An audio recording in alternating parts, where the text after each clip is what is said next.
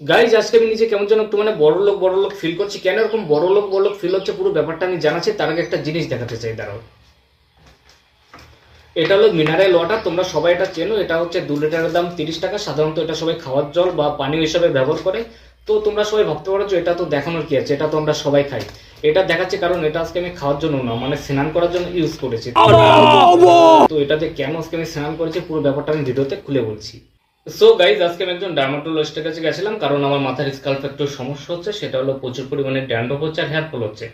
তো সেখানে যাওয়ার পর আমাকে প্রথম যেটা সাজেস্ট করলো সেটা হলো এই জলটা। ডাক্তারবাবু বললেন যে মানে কলের জলে স্নান করা একদম বন্ধ, কলের জলে স্নান করা যাবে না, মিনারেল ওয়াটারে স্নান করতে হবে।